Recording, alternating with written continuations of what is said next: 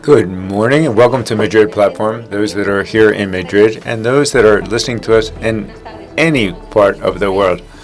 Good morning and also good evening, because this is being streamed throughout the world. This is Madrid Platform, the first international hub for business in between Europe and Latin America. Welcome.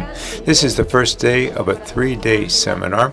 We have an ambitious agenda, and we're thinking about the more than 500 companies that are with us today, either in person or online.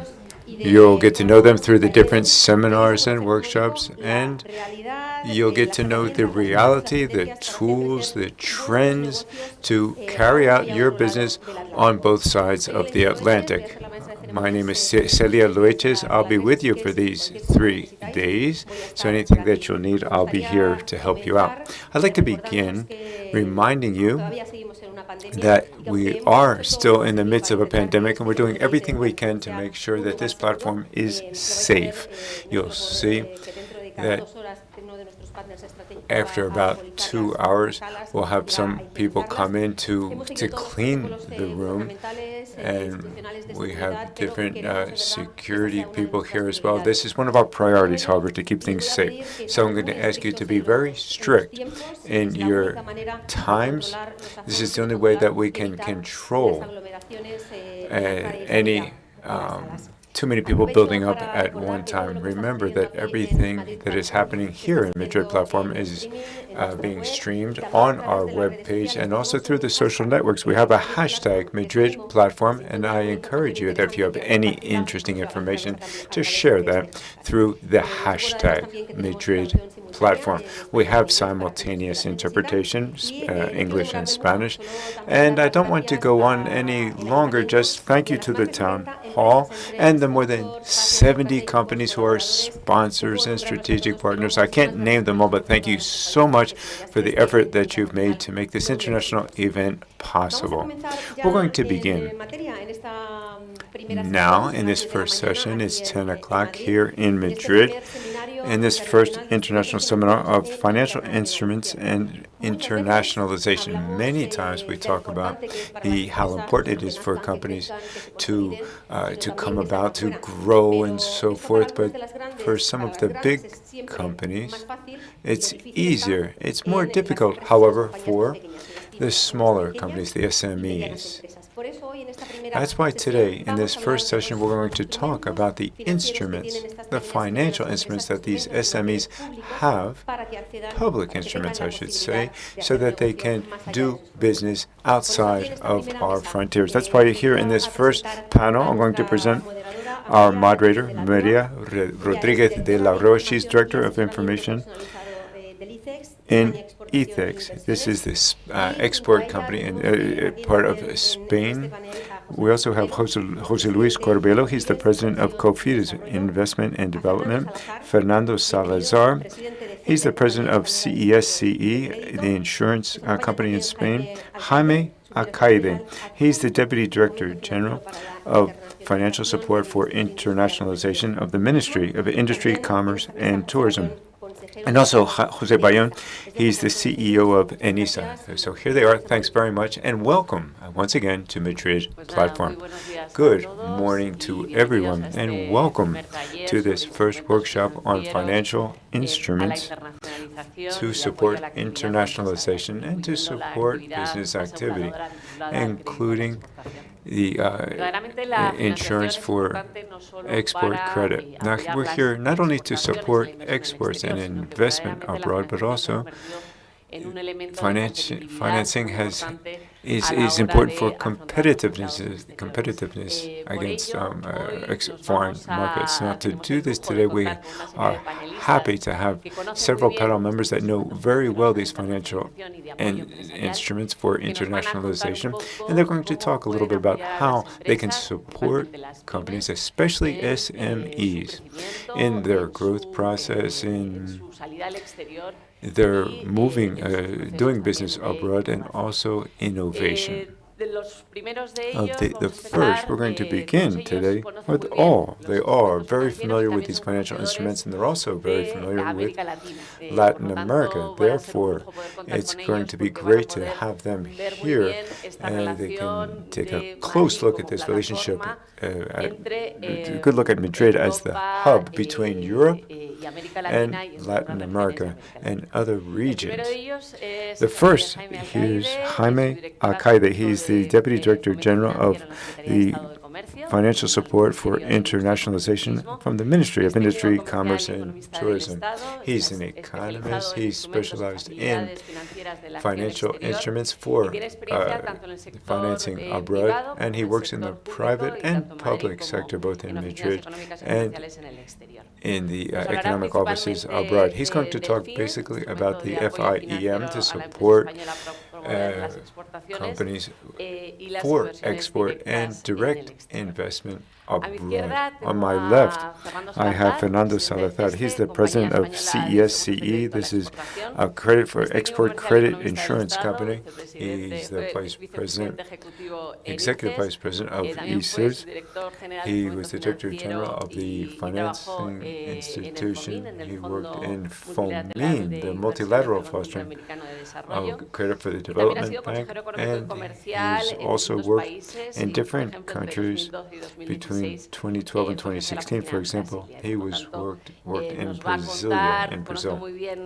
He's very familiar with this relationship with Latin America, and he's going to focus on looking at the instruments to cover risks that come from internationalization of Spanish companies.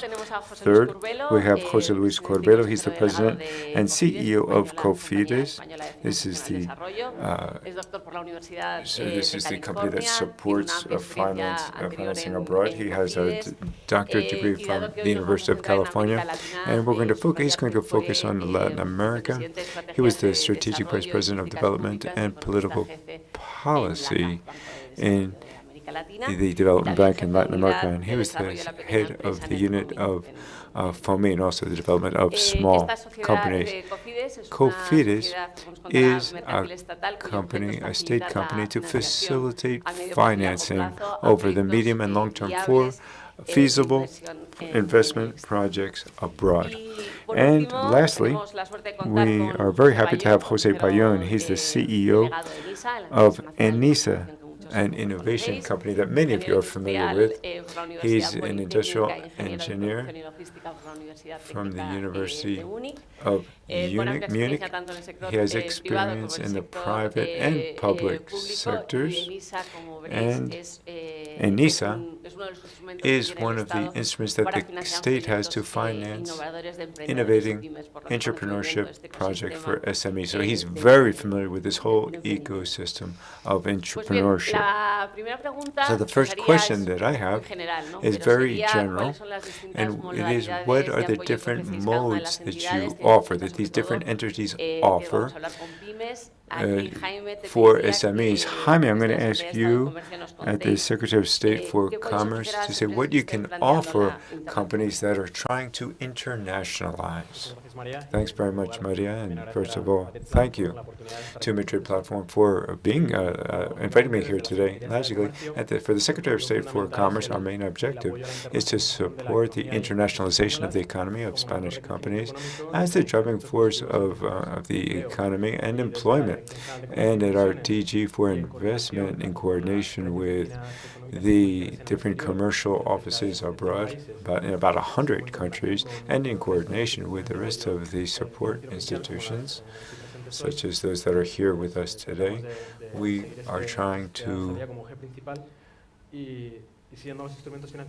foster this support. And this support is one of the main tools that we have to cover risk, capital direct credit, which is FIAM, which is the fund that we manage at the Secretary of State for Commerce. So it's a direct credit instrument through investment in Spanish companies abroad and mainly Spanish exports abroad. So it is a tool, a finance tool. We're not a bank, but we act like a bank. We offer this financing in a very flexible manner and with very attractive terms. And the main aim is to support the development of contracts and projects for export of goods and services of Spain abroad.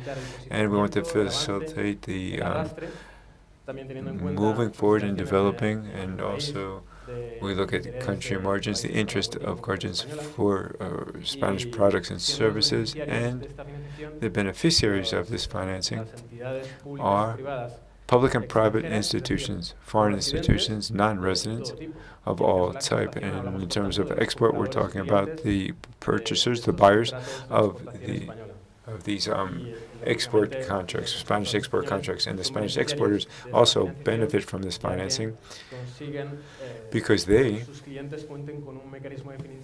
means that their customers will have a mechanism to carry out their export projects. And it's also very financing and flexible and attractive financing. It's in euros and dollars and other currencies in the future, except all types of collateral. They can be public, sovereign, non-sovereign, also private entities, private institutions. Those guarantees,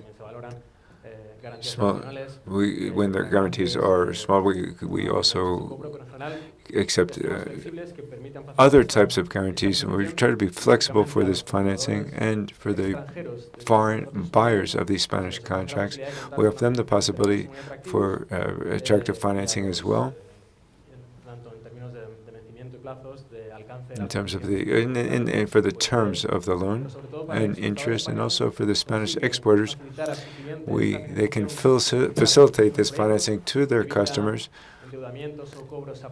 so we don't have the indebtedness we would otherwise. We eliminate the credit risk, because this instrument through FIAM is signed by ICO with the foreign buyer, and the disbursements are made directly in favor of the exporter as the different milestones of the contract are covered. So it's very beneficial for all the parties. So if a Spanish export company has and technically attractive project, financing will not be a problem. You will have very attractive financing to support that competitiveness of the Spanish offer. I would also like to point out,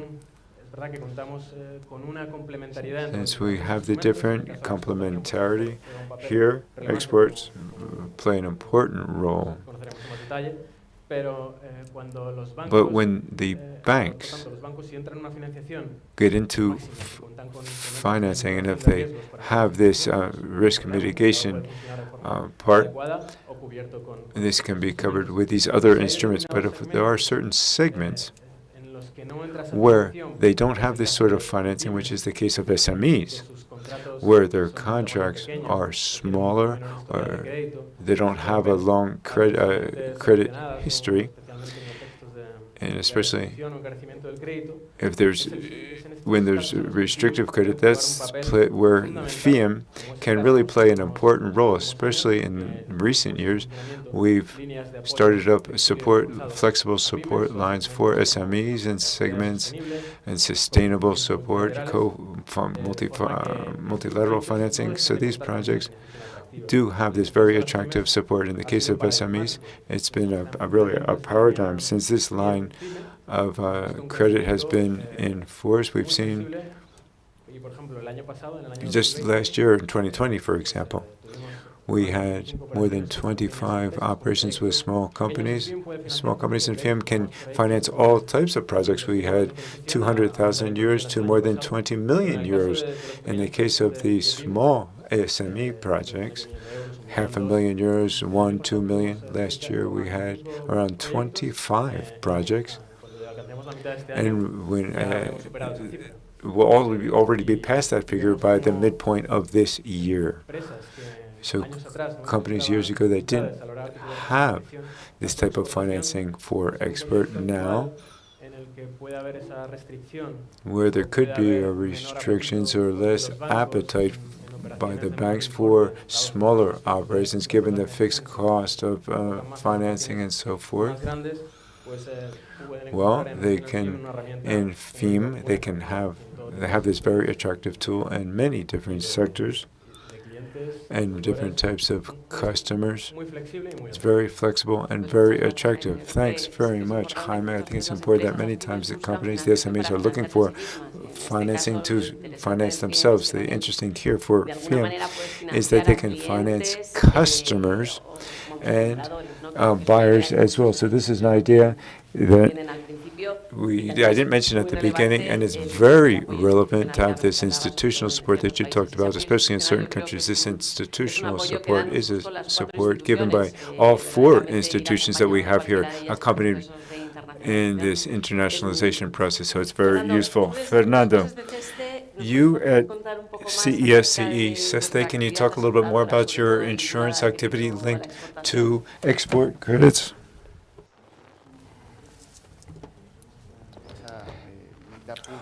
Well, we are a company, half public, half private, belongs to the Ministry of Income and supported by the Ministry of Industry, and we have support from different banks. We've been working for 50 years now. We started our business in July 1950. We provide instruments for internationalizations officially from Spain, and we've been in business for a very long time. We are the oldest company in the sector because we provide safety and security to all transactions abroad. We started our business providing guarantees. Usually, the bank receives the guarantees. That's why we provide insurance and credits, and we provide leverage through banks. We provide credit for buyers, and we ensure that the bank will get the money after providing credit to companies, and companies will get the money from the bank. Of course, you have to fulfill certain steps, and this is our key model of business. We are providing also bank guarantees partially supported by our company, CESI, originally 50% and now 60%, 70% in COVID times. In the last year, since March, since the state of alarm began in Spain, 14th of March at 17 March, we started with providing credit through the ECO. We've provided 2-3 billion in credits. That's huge leverage. And we've funded around 800 companies, providing them with liquidity. So bank guarantees, credits, liquidity, co-funding, we have different mechanisms. Now we are launching 2 new lines for green guarantees for special projects that have an environmental label. We provide around 20 different possibilities to back different projects by the state.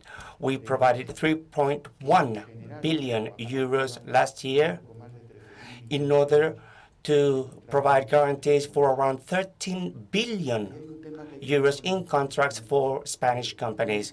We have to consider that Spain has exported around 300 billion. Most of this export is funded through different credits, different contracts that we provide for buyers, bank transfers.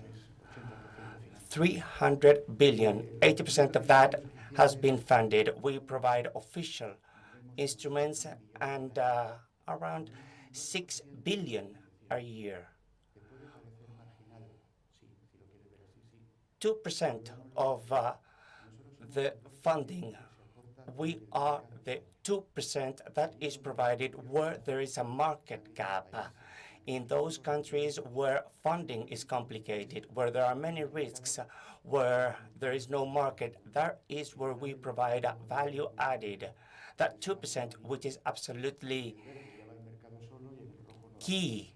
It's like a traffic light. We are the orange part of the traffic light on the part of the state. We also work on our own. We are an insurance company, like many others. We are the second or the third. We have a market share of 20%, 19 point something, and we ensure that invoices are paid. 40 billion euros in invoices were backed by us last year. 15,000, 20,000 euros invoices, and our company pays if the debtor has not paid. And we pay many invoices on the same day. We have factoring lines. We work in the alternative markets. We launch bonds, and we have very many different actions and instruments, both internationally and in our domestic market. We have kind of 5 different companies in Latin America. We have a SESDE in Brazil, Argentina, Peru, Mexico, and Colombia. We used to have one in Argentina, but not anymore, and we are shutting down our company in Venezuela for obvious reasons.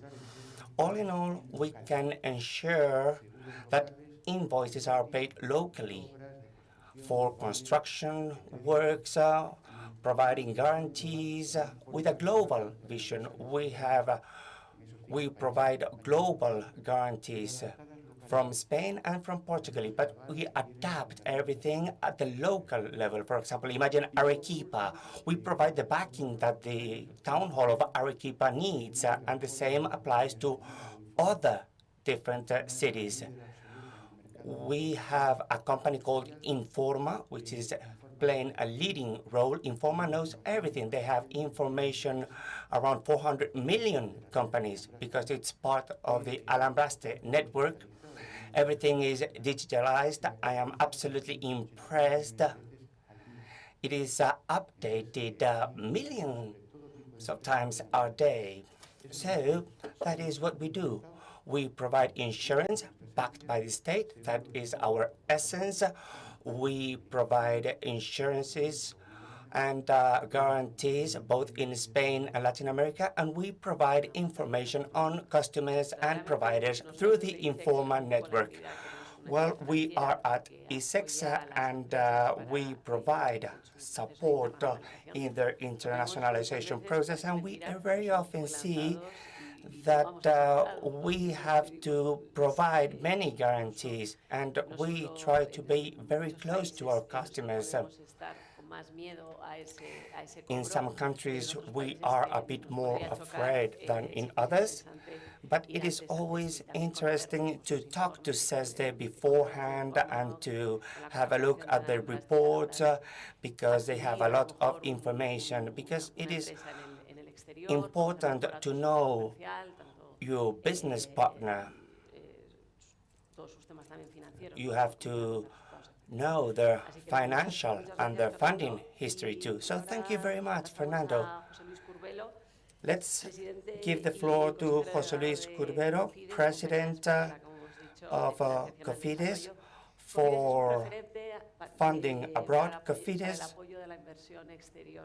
supports investment abroad. It's a key company. Can you please tell us how you work at COFIDES, what type of support you offer?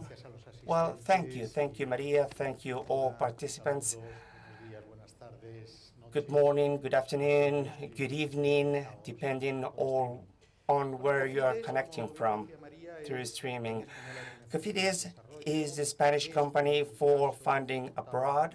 As Fernando Salazar said, it is a mixed company. we have 50% capital coming from different state institutions, and 47% comes from the different big Spanish banks. Our task is to invest with Spanish companies in third countries. We can invest in any type of country, developing countries and developed countries. We have to invest, that is our goal, and our investment has to go to a third countries. We have different ways of work. We have our own funding at COFIDES, and we get funding from the general budget of Spain, so that we can invest with Spanish companies abroad. Then we have another line of activity that I will just mention very briefly. That is the projects that we carry out through our Spanish institution for financial aid and cooperation abroad. So we fund cooperation projects abroad. There are many operations that are carried out this way in Latin America. It is part of the official development aid abroad by Spain and the contribution that our country provides to the development in different countries abroad. As Fernando said, he talked about the traffic light. I think that is a very good example. I will use it myself as well. We try to play a different role. We do not wish to replace investment by private companies in third countries. What we try to do is to provide leverage to support companies that have decided to invest in a third country. We also help companies so that they have the Spanish state as a player, because companies usually value that the Spanish state is one of their partners, especially in the case of vulnerable countries, where the legal system can be ambiguous, perhaps. When you have the Spanish state as an investor supporting you, that has or provides added value, and people feel more protected.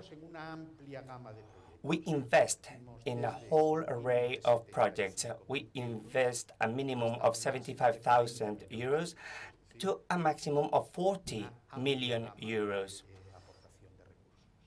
That's how we provide resources. We also try to play this extra role in the market, and we try to provide credit, loans with good conditions, with good deadlines, different types of conditions, subordinated loans. Sometimes we participate in the shares of the company. And therefore, we are an instrument, a very flexible instrument that provides added value. 300 million euros is our turnover. We have over 1 billion euros in our portfolio, and we provide a lot of flexibility.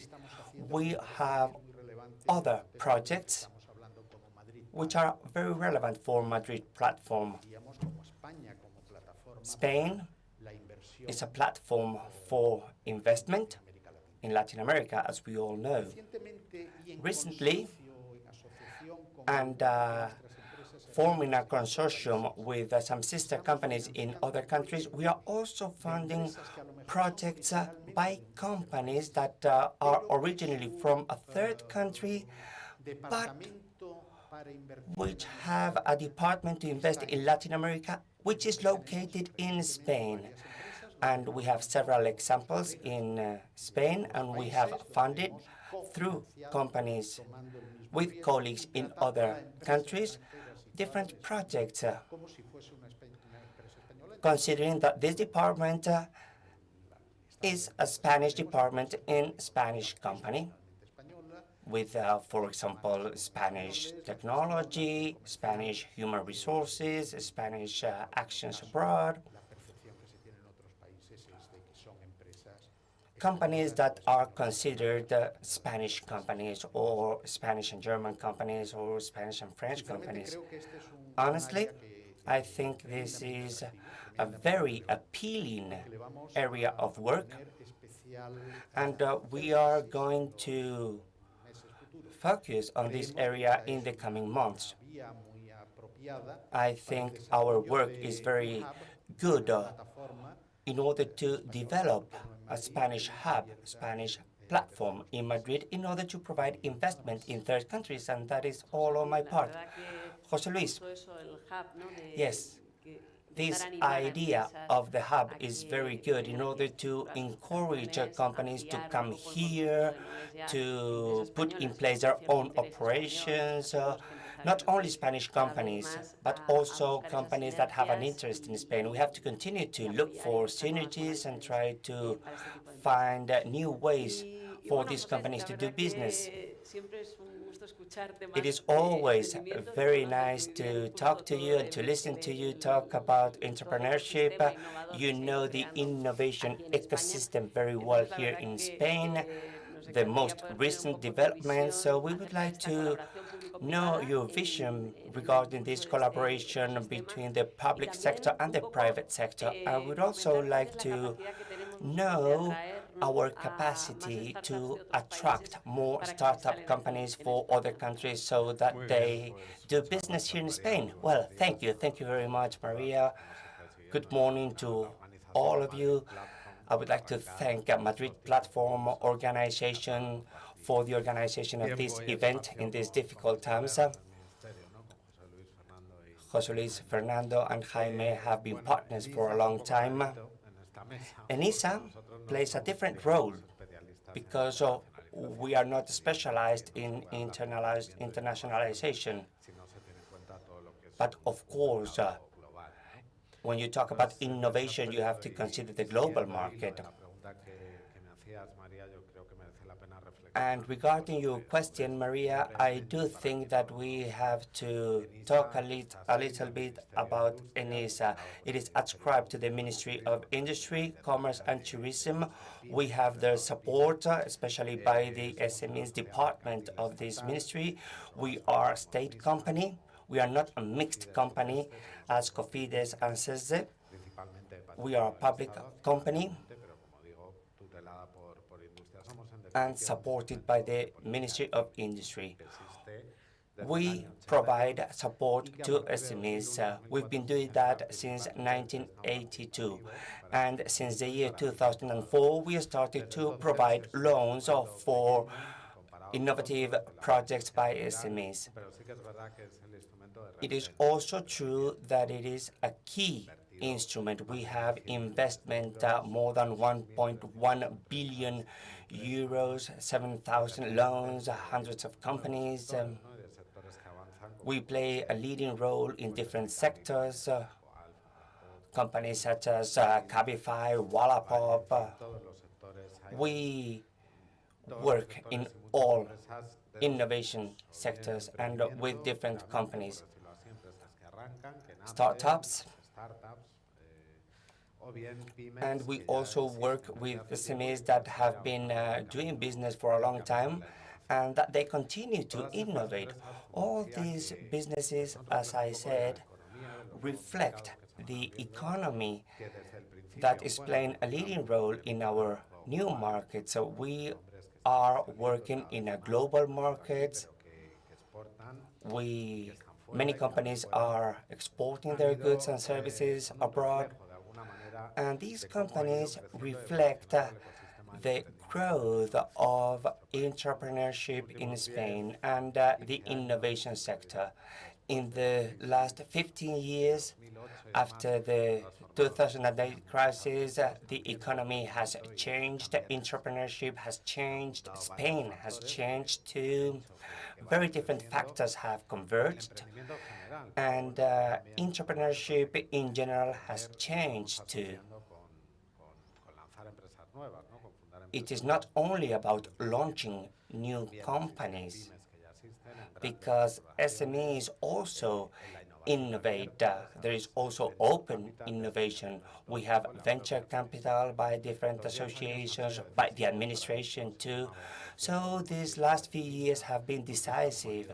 We have seen that we are getting more and more requests. 2,055 requests is the number we received last year. So we've been doing a lot of progress with different types of entrepreneurship, self-employment, and we also see now big consolidated projects, and the role of the public administration is absolutely key. Our instruments are absolutely key, otherwise the ecosystem would be lacking something very important. The role of capital, private capital, is absolutely key. We have to attract private capital. That is very important in our country. Private capital for entrepreneurship is absolutely key. There is also public aid. All this sector is growing, and as I said, the ecosystem is doing a lot of progress. We are living in good times. We have this platform in Madrid. Geographically, culturally, we are kind of in the middle. So we can operate with other players from America.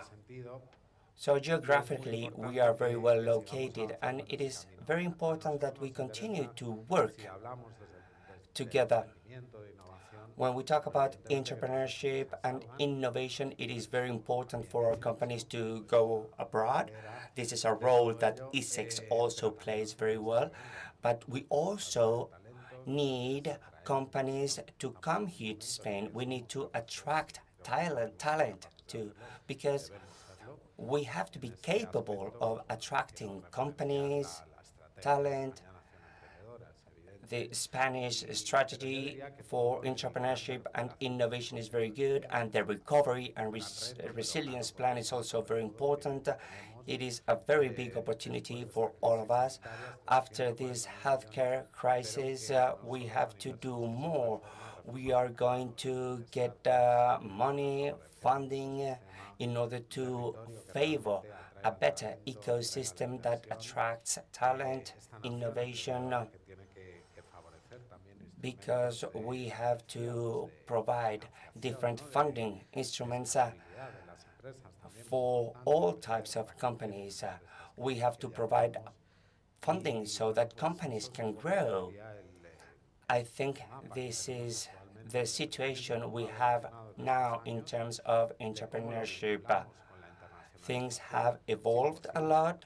Internationalization is very important for all of us, as we know very well.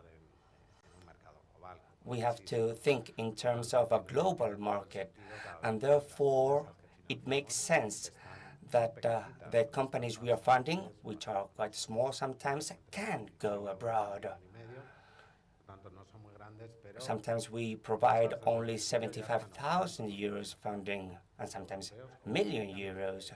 And these companies are managing to work abroad ever since we started our work. And therefore, it is absolutely key to attract investments from abroad too.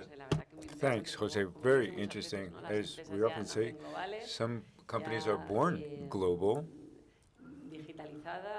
digitized, and this means that support for entrepreneurship is very important. Here we're hearing this invest in Spain and all the advantages Spain has to bring in investment. Now, having seen that,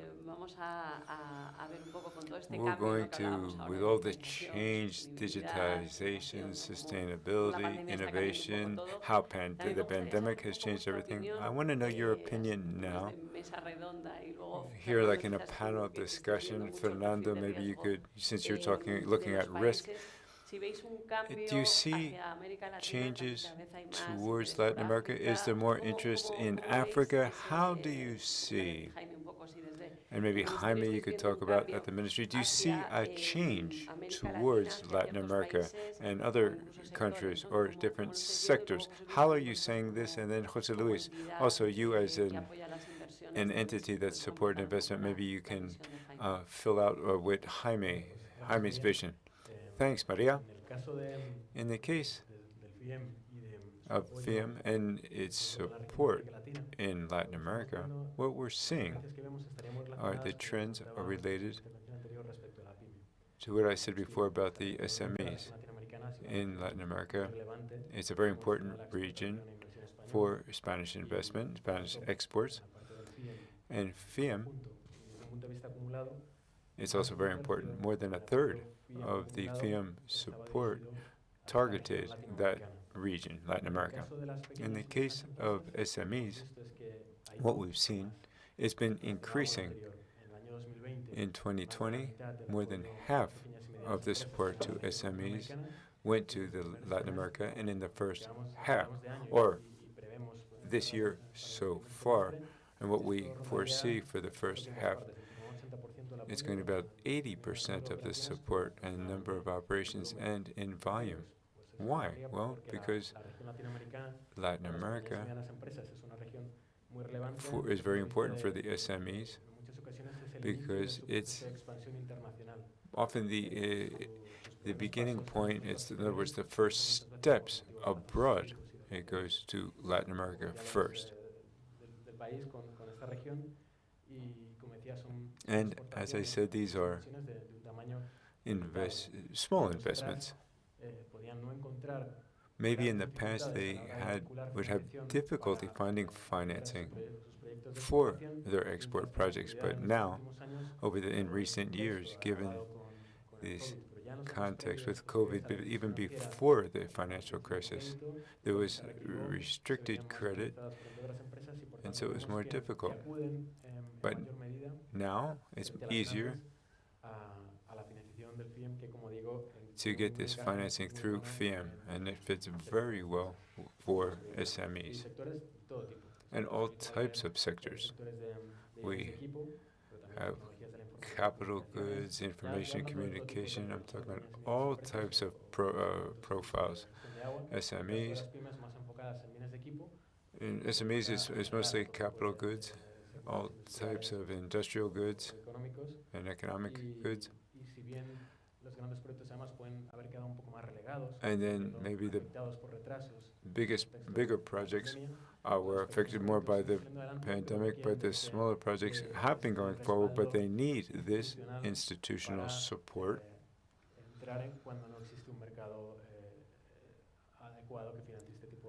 when the market isn't there to finance these types of projects. So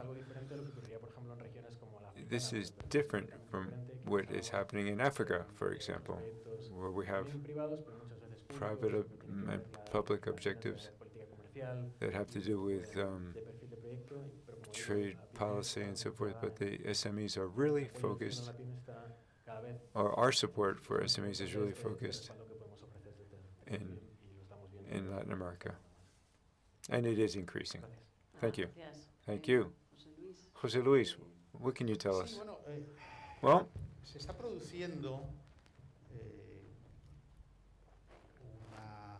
there is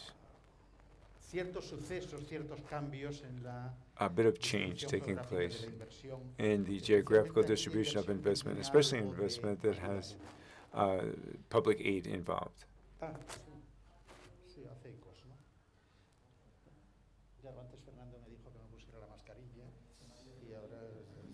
Now I had to take off my mask so that you can hear me a little bit better. Sorry about that. So it's a change that especially affects Spain. Most of international finance, development financing today, or most of that with public aid, is focusing geographically and in certain sectors, in certain geographies and certain sectors. And this affects Spain because Latin America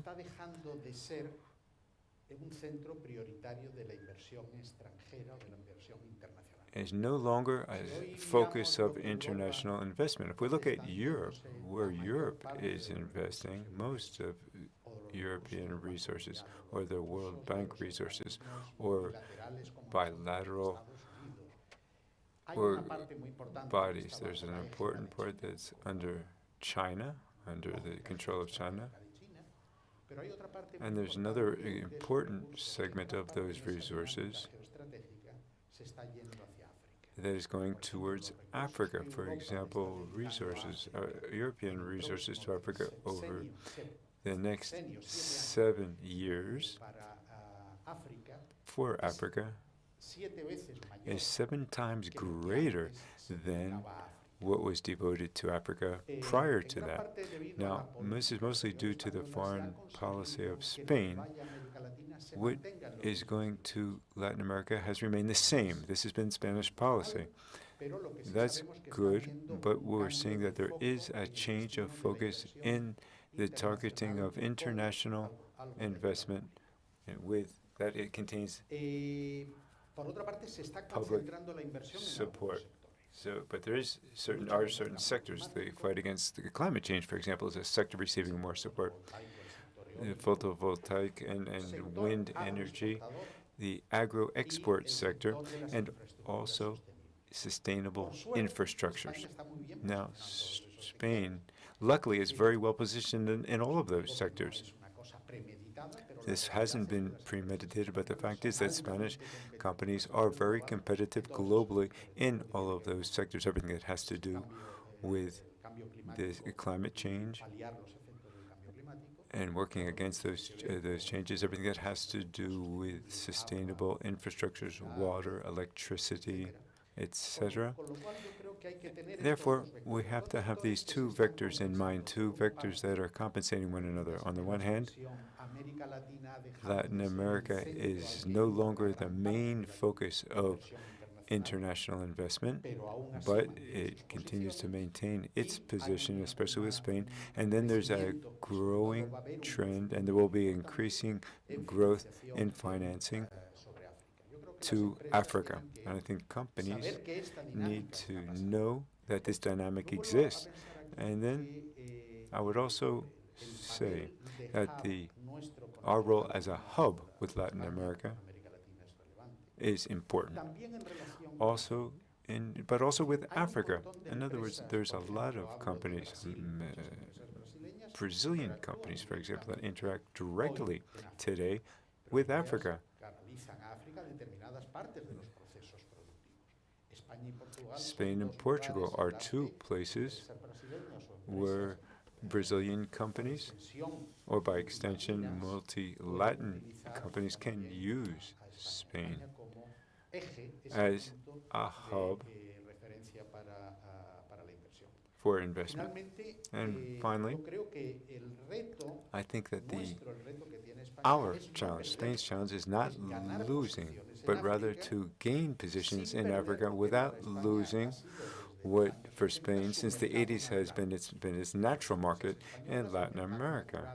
The natural market for expansion, culturally, the language and so forth, is clearly Latin America. We have ancestors in Latin America, or with roots in Latin America. So Spain's challenge then is to continue to maintain that role where often, I often say a lot of the things that happen in Latin America, in the big investments in infrastructure, the birth of new development projects and technology, there are Spanish companies that are at least familiar with the projects. The same thing doesn't happen in Africa. In Africa, we're newcomers. The commercial offices can do what they can. They do well. They're doing things increasingly well. They're attracting operations. There are more projects, but we have to recognize that we're second and third echelon workers in Africa, but we need to increase that. Thank you, Jose Luis. I'd like to hear your global vision of how these new trends are moving, these new commercial trends and political trends. You talked about the economic and commercial offices. Here, I want to talk about ISEX a little bit because some people don't know ISEX. The support ISEX provides, the economic support to the embassies and the commercial and economic offices through the embassies. And we have to take advantage of that economic intelligence that we have in the different countries. And so we're trying to provide the offices with spaces where they can help companies get started, where they have this institutional support and this network to initiate operations in certain countries, like in Africa, as you said. And Fernando, a little bit more technical now. You've probably looked at the risk of all different countries. Can you give us an overview of that? Well, we have a country risk department that analyzes all the different countries. The next presentation that we'll make will be on Mexico, our study on Mexico, in just a few days. And weekly, we put out publications where we analyze the development. Now, in Latin America is complex. I wish I could give you better news, but it's not too simple. The region over the last several years has not evolved as much as it should have in terms of export of raw materials and tourism towards other activities. It has been concentrated in raw materials and tourism. And raw materials have been suffering price drops, and this has caused problems in the region. And we've had social instability, political instability, structural issues, and now with the COVID, it has really hurt raw materials and tourism.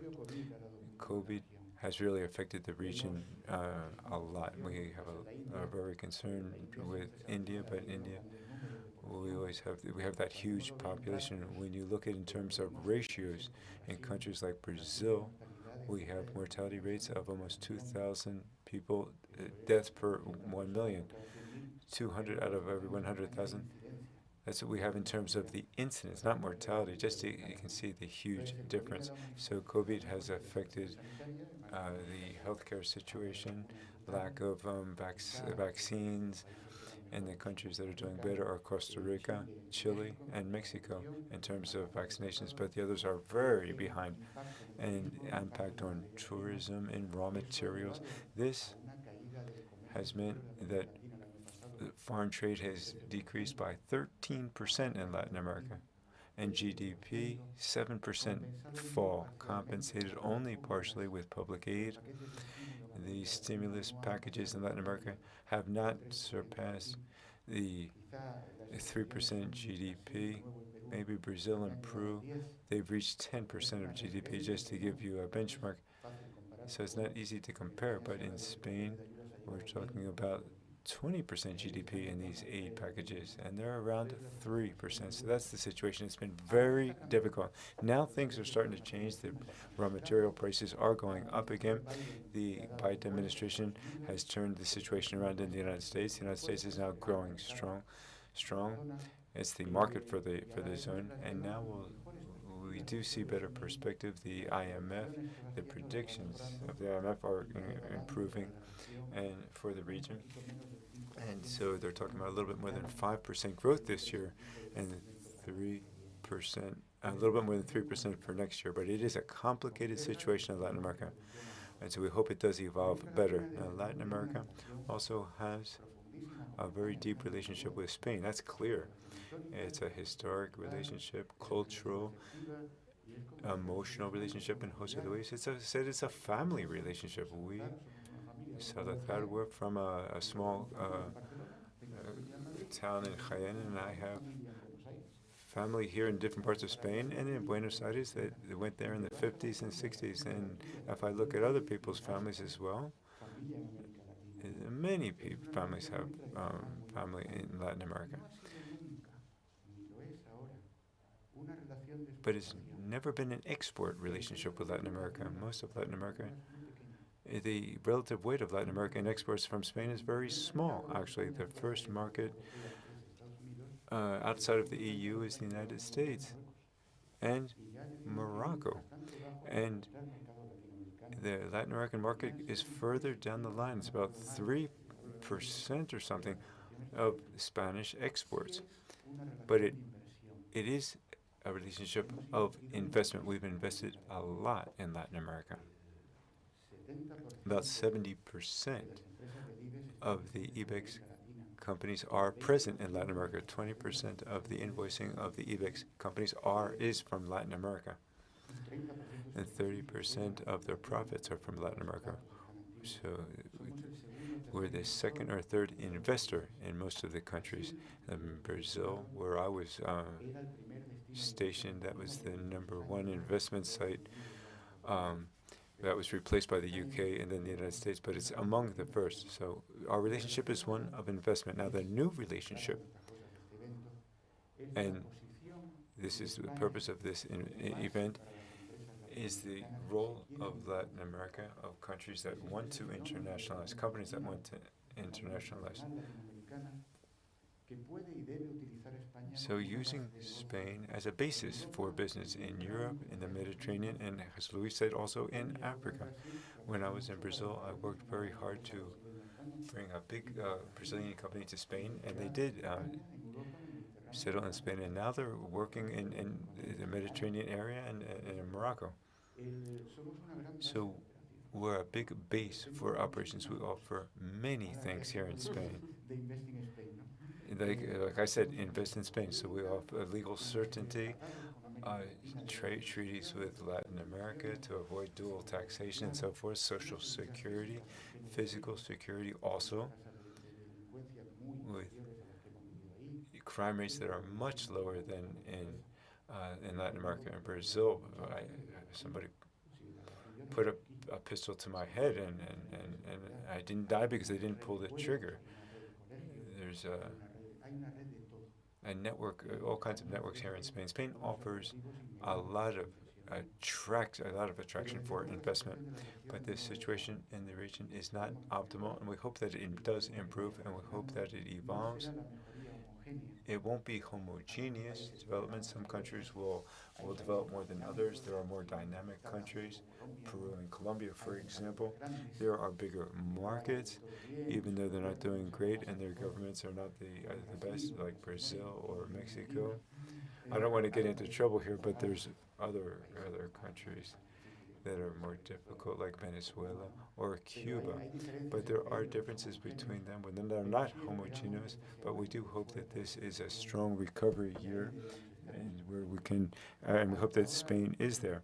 Now, the investment projects up until now, the ones that are most interesting for our companies, and I'll conclude here, they've really slowed down due to the situation in the countries and due to COVID. But we hope that from now forward they'll start to recover, and we'll start to see some big operations in Latin America, where Spanish companies participate, increasingly operations targeting the sustainable environmental companies, where we have a huge offer, very adapted to the region. And always, even though we don't see the big numbers, a lot of SMEs and a lot of small companies that can really contribute a lot to both of these areas. Thanks very much. Thanks, Fernando. Thank you very much, Fernando. As you both said, let's hope that everything improves. Spanish companies are working hard so that we keep interest in Latin American companies. Jose, you've shown us that companies are learning from one another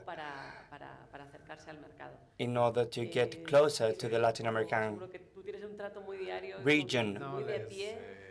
You work on a daily basis on the sector. What can you tell us? We are working on an international vision, which is not ENISA's vision per se. There is a very important impact on the economy, as you know. Digital transformation plays a key leading role. Economic transformation is a vector for change. Our economy is changing. So we see startups and company clusters that are entering our ecosystem. And we have to consider what's happening in Madrid, in Spain, and also abroad. And this is huge potential for all of us. We think a lot about the situation in America, but in the world of startups, we have to consider the European market, because we have many startups in Europe providing services in Europe closer. So we have to think. If we talk to younger people, it's easier for young people to work in Europe than to go abroad. And we have to consider that too. And therefore, those big companies that are open up markets abroad have other SMEs that follow them. Smaller companies that have a different style, a different commercial style, more conventional perhaps.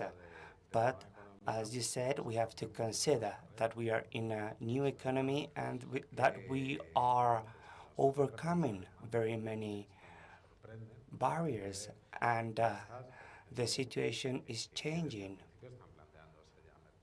There are people that from start are considering new markets, such as Germany, for example.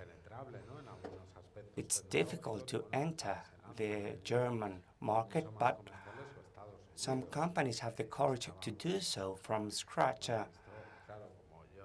And when I work, I have to convince my board of directors to provide funding for companies, and therefore I learn a few things in this process. We had a group of software developers in Córdoba, Andalusia, Spain, and they're working with PowerPoint, and we have provided funding to them. It's difficult to explain our board of directors that some companies can really play a leading role. This company from Córdoba did not have very many customers here in Spain, but they had a lot of customers in the US. And it was kind of amazing. How can they be competing with PowerPoint in the US with so few customers in Andalusia? This is just an example. Of course, volumes are different in terms of transactions, but there is a trend that we have to watch. When we talk about more mature markets and more technological markets, such as the European market and the US market, we have a huge potential. We have actual possibilities. In these cases, knowledge transfer is absolutely key. The combination of public and private capital is absolutely key. But when we talk about new markets, as José Luis and Fernando said, Africa, America, we have to keep in mind what José Luis said, sustainable infrastructure. We have a huge margin there. There is a lot we can do.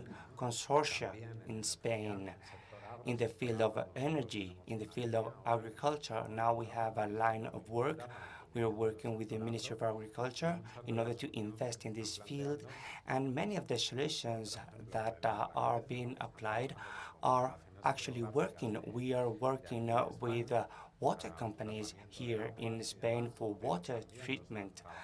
And these companies are also selling their products in America since the beginning. So some companies start working in Spain and simultaneously work abroad too, and we have to support them. We all feel very proud when we read on the press the work of these companies. As you said, there is also an example of a cybersecurity company that is selling services to the US. So becoming more and more important in the German market and in the US market provides value added to our companies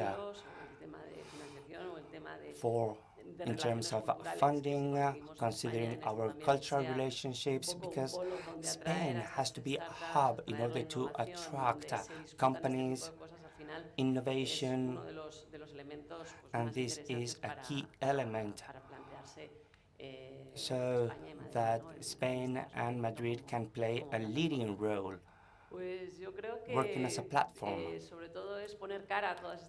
I think it was important to see each other face to face so that we all know who we are working with.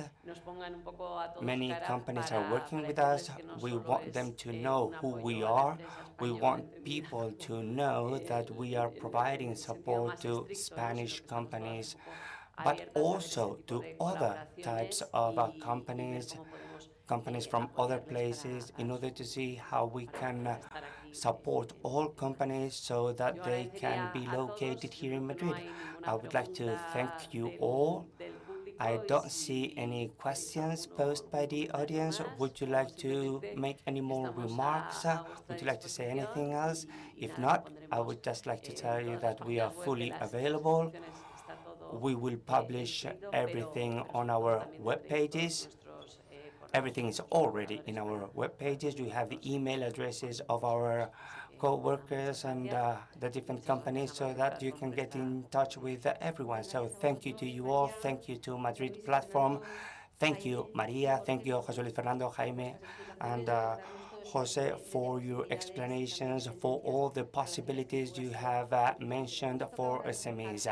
Now we have to leave the room in order to apply the COVID-19 safety measures. Thank you. Thank you very much.